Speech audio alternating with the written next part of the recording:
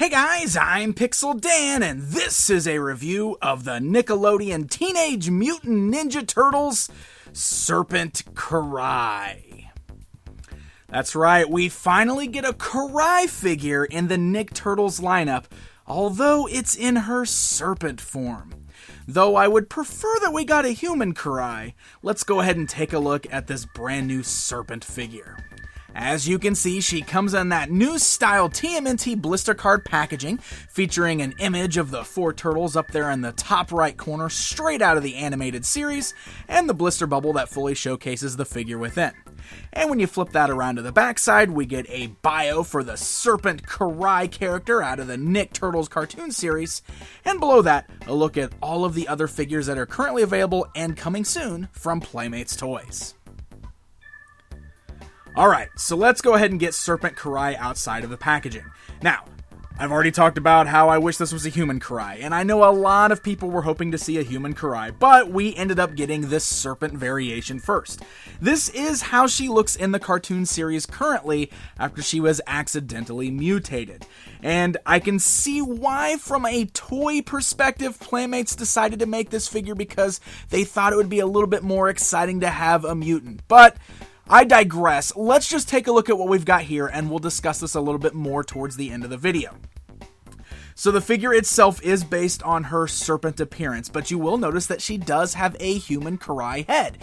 In the series, she does seem to kind of morph back and forth between a human and a snake, as if she can't really control it very well, so that's kind of what they went for here. Now, there is also an included snake head.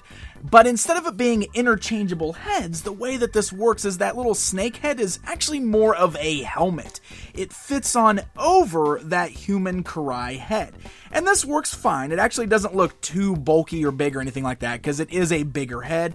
The only thing that's a little odd is that the open snake mouth there is all red to sort of completely cover her face. But otherwise, it's a pretty good look. It's got those bright green eyes, and it fits over the head pretty decently. The back of it, you can still kind of see your hair sticking out of it a little bit, but when you've got that head on, you do have the full serpent look.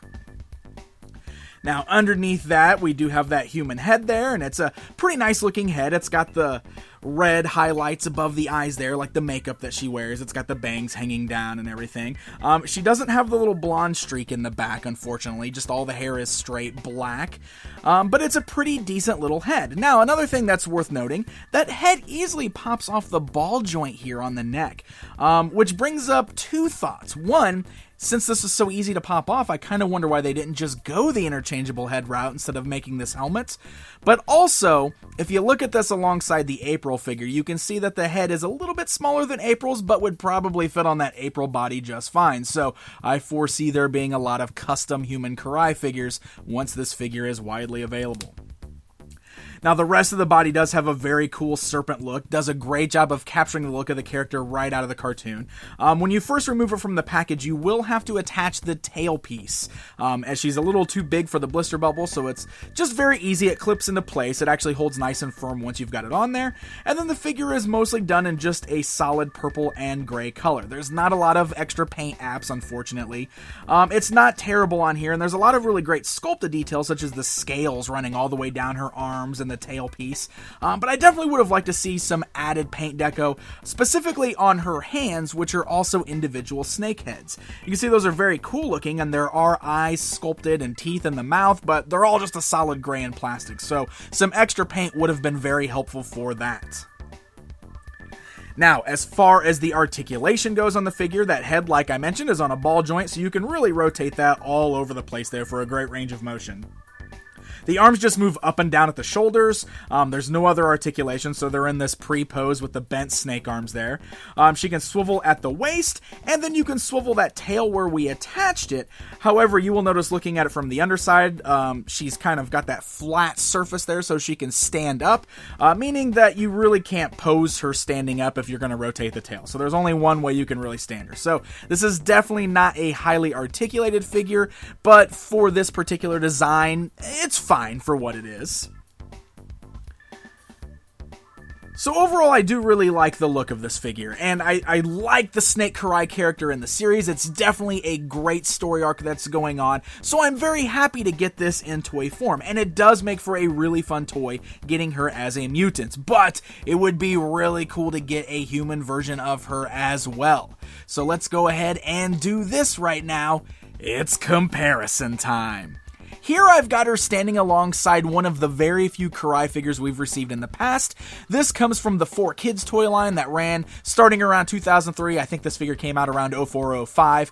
So you can see them standing side by side here, and really makes me want a new human Karai to pose with the Nick Turtles. There was also a version of her released in the 2006 TMNT movie line, and we've had a few minifigures released of her in the Minimates line, as well as the blind box stuff from Loyal Subjects. So it's kind of cool seeing all the different Karais together here, and fingers crossed that we eventually get a human version of this Karai.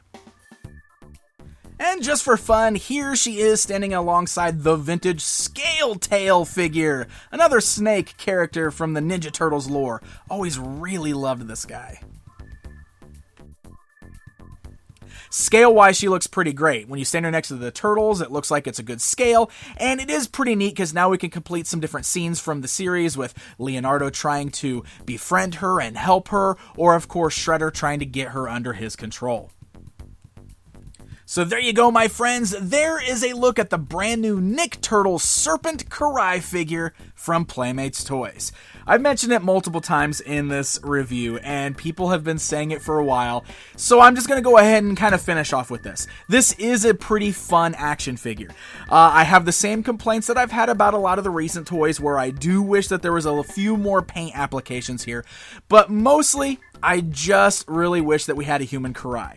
Like I said, I understand why we're getting this serpent form of her, especially since this is how she looks currently in the show, but with Karai being such a big part of the current series, this figure really just makes me realize how much more I do want the human version of the character. So let's hope that that is something that Playmates has coming for us eventually.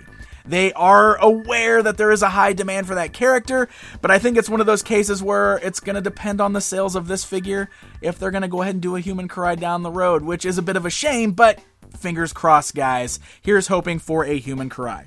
Now, this Serpent version here should be showing up in stores sometime around May or June, any time now, really. So keep a lookout at all your retail stores that carry Teenage Mutant Ninja Turtles product. Happy hunting, my friends, and until next time.